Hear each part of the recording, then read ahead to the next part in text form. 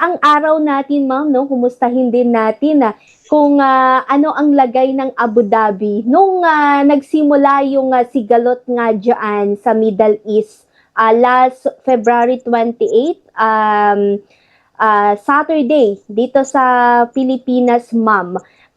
Kumusta naman po diyaan sa lagay ninyo noong, last past few days natin, ma'am?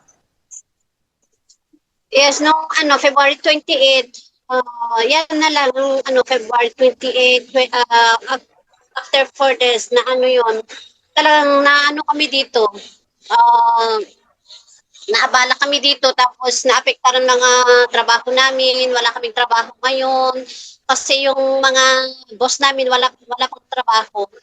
So kami din, wala din trabaho. Tambay hanggang ngayon, tambay pa kami. So hindi ko alam sa mga ibang kabayan natin dito kung may trabaho naman sila, pero sa akin wala pa akong trabaho ngayon kasi yung boss ko wala pang trabaho until Sunday ata. Okay. Regarding naman diyan, ma'am, 'no, na sinabi mo wala kang trabaho. Pero patuloy pa rin Yes. po ba na nakakasahod kayo? Kasi 'di ba usually no work, no pay. Ganyan din ba ang sitwasyon niyo ngayon diyan sa Abu Dhabi or diyan sa Yes, ma'am. kalagayan mo ngayon, ma'am?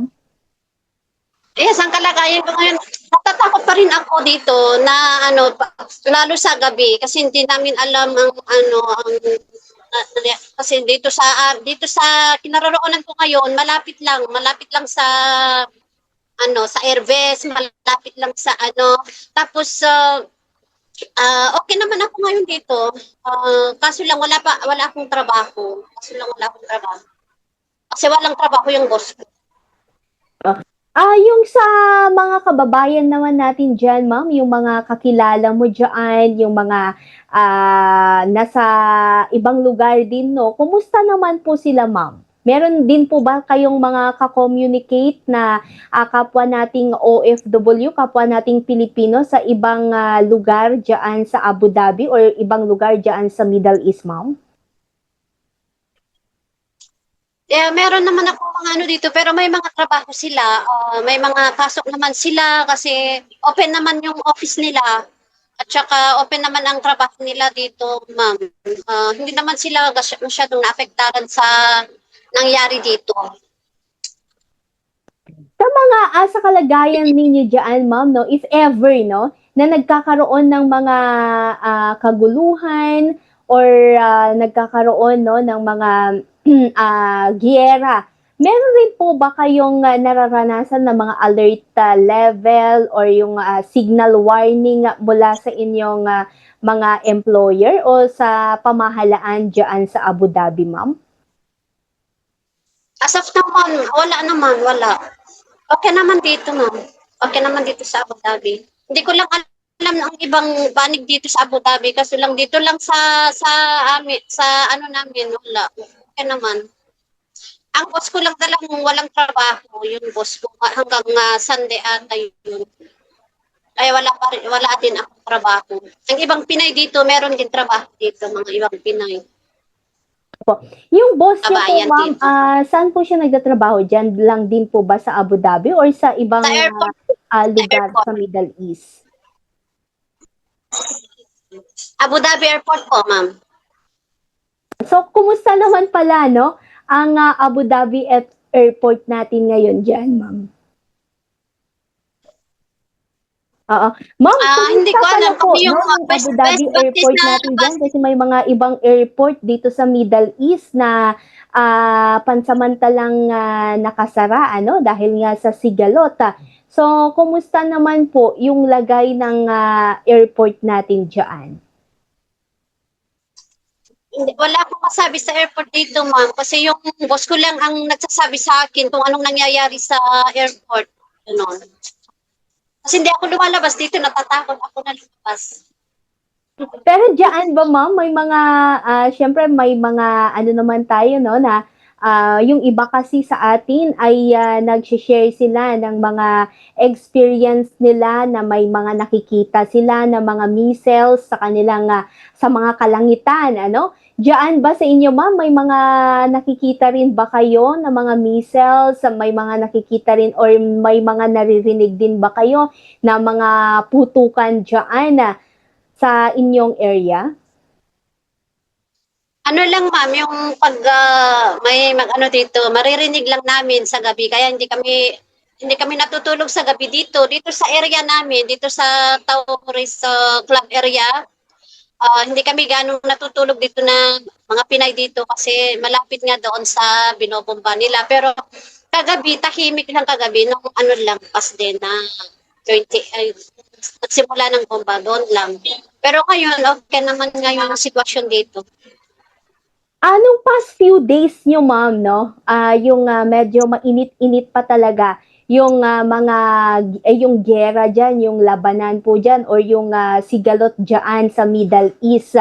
Meron rin po ba kayong mga natanggap na abiso mula sa inyong pamahalaan na sakali ay pwede kayong umalis muna no, sa mga areas ninyo at may mga core shelter po ba na ino-offer na pwede nyo pansamantalang tirhan or tirhan no ng iba nating mga kababayan diyan sa inyong area? Yes, meron. Pag ano, yung nag-monitor din naman sila dito sa area namin na pinasasabihan kami na ano, wag lumabas, gano'n. Nag-alert ang mga cellphone namin. Tapos alam na namin na may nangyayari na dito. Ganon ang ano nila dito. Tapos, okay naman. Ang iba, natatakot sila pero syempre, hindi, natatakot din kami. Ganon. May mga Well, siyempre ma'am, ano ano, dito. may mga tayo kasi kami dito ha, kaming mga Pilipino, pag sinabi kasing Middle East, lahat na talaga ng parte ng Middle East ay talagang nagiging nag-o-overreact po tayo dahil nga sa mga nakikita namin, no, sa mga television, even sa share ng ating mga kababayan diyan. So, ma'am, ano po yung pwede na lang nating ibigay na mensahe, no, sa ating mga kababayan dito sa Pilipinas para naman na maibsan yung kanilang pag-aalala, yung kanilang pagre-react, lalong-lalo na pag yung nakikita nila, akala namin ang imagination kasi namin lahat ganyan sa Middle East. Sa mga kababayan ko dito sa Abu Dhabi, wag naman kayo masyadong magpanik at saka at saka sa pamilya namin sa Pilipinas, wag kayong masyadong mag-alala sa amin kasi okay naman kami dito. Yung trabaho lang namin ang naapektaran dito sa Abu Dhabi. Ang iba hindi naman, pero sa akin, naapektaran talaga ang trabaho ko. Kaso okay naman ang sitwasyon dito sa Abu Dhabi, huwag kayong mag-alala sa amin dito. May mga okay naman ano dito, kaya huwag kayong mag-alala sa amin. Yung sa trabaho niyo ba, marami kayong Pilipino na naapektuhan na walang trabaho ngayon or iilan lang po kayo? And yeah, yung ano, dalawa lang kami na parang ano lang dito, natambay, na talagang walang trabaho kasi ang amo namin walang trabaho na hindi pa siya pumasok sa trabaho, ang amo namin, ang amo ko. Kaya hindi pa ako nakapasok hanggang Sunday. Hindi pa ako makapasok. Pop, meron naman kayong ano no, meron naman kayong ibibigay ba na mga incentive mula or financial assistance mula sa pamahalaan dahil nga hanggang ngayon wala kayong trabaho pa?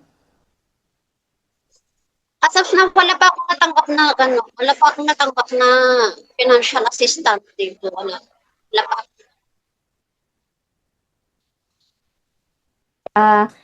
Bago ka makatanggap no ng financial assistance mula sa pamahalaan, meron po ba silang mga binibigay na guidelines na gagawin para ma-assure no na merong maiaabot sa iyo, ma'am?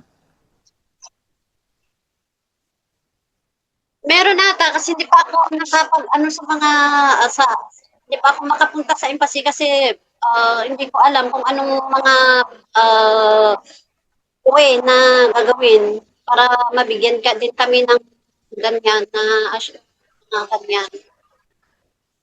Okay. Alright, ma'am, maraming salamat sa pagpapaunlak nyo sa aming panayam. At syempre bilang panghuli, ma'am, ano po ba yung pwede nyo pang maidagdag, no, na mensahe para sa ating mga kababayan na kapwa nating mga OFW diyan sa Middle East, at sa ating pamilya dito sa Pilipinas?